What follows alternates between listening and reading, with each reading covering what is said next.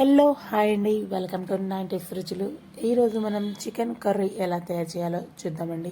ముందుగా మనం చికెన్ని బాగా క్లీన్గా వాష్ చేసుకొని పక్కన పెట్టుకుందామండి. తర్వాత ఒక ప్యాన్ తీసుకుందామండి. దాంట్లో 4 టేబుల్ స్పూన్ ఆఫ్ ఆయిల్ వేసుకుందామండి. ఆయిల్ కొంచెం హీట్ అయ్యాక మనం ఒక 2 పెద్ద సైజు ఉల్లిపాయలని కట్ చేసుకొని వేసుకుందామండి. తర్వాత మూత పెడదామండి. ఓకే, మూత తీసాక దాంట్లో ఒక 4 లవంగాలు, 4 దాల్చిన చెక్క, ఒక యాలకులు వేసుకొని ఫ్రై చేసుకుందామండి. తర్వాత దీంట్లో ఒక 4 పచ్చిమిర్చిని కట్ చేసి వేసుకుందామండి. తర్వాత దీంట్లో ఒక పెద్ద సైజ్ టమాటాని కూడా మనం వేసుకుందామండి.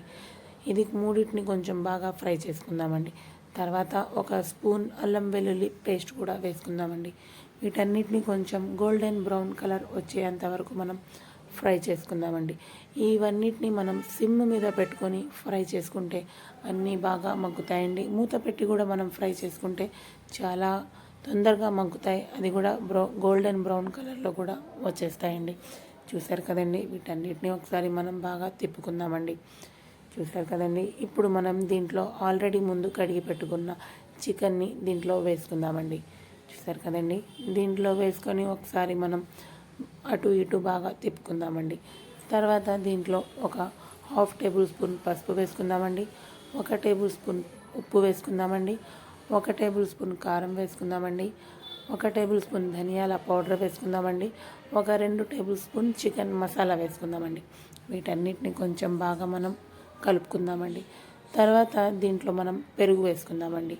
పెరుగు కూడా వేసుకొని దీన్ని బాగా కలుపుకొని మూత పెడదామండి. ఇప్పుడు దాంట్లో చికెన్లో ఉన్న వాటర్ మొత్తం బాగా పీల్చుకుంటుందండి. ఇప్పుడు దీంట్లో మనం ఒక గ్లాస్ ఆఫ్ వాటర్ వేసుకుందామండి. వాటర్ వేసుకొని బాగా మనకు బాయిల్ అవ్వాలండి. ఇప్పుడు చికెన్ అనేది లోపల బాగా మగ్గుతుందండి. దీంట్లో మనం ఒక 2 టేబుల్ స్పూన్ ఆఫ్ కొబ్బరి పౌడర్ వేసుకుందామండి. కొబ్బరి పౌడర్ వేసుకున్నాక మనం దీన్ని మూత పెట్టుకుందామండి. చూసారు కదండి, బాగా బాయిల్ అవుతుంది కదండి. ఇట్లాగా బాయిల్ అయితేనే మనకు కూర అనేది తొందరగా వండి రెడీ అవుతుందండి. సో చూసారు కదండి, బాయిల్ అవుతుంది కదా. ఇట్లాగా బాయిల్ అయితేనే మనకు కూర అనేది తొందరగా రెడీ అయిపోతుందండి.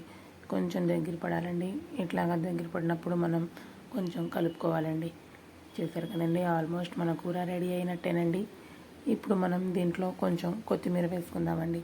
చూసారు కదండి, కొత్తిమీర వేసుకొని ఒక 2 మినిట్స్ సిమ్లో పెట్టుకోవాలండి. చూసారండి, నూనె పైకి వచ్చేసింది కదా, మన కూర అనేది రెడీ అయిపోయిందండి. నచ్చితే లైక్ చేయండి, షేర్ చేయండి, సబ్స్క్రైబ్ చేయండి.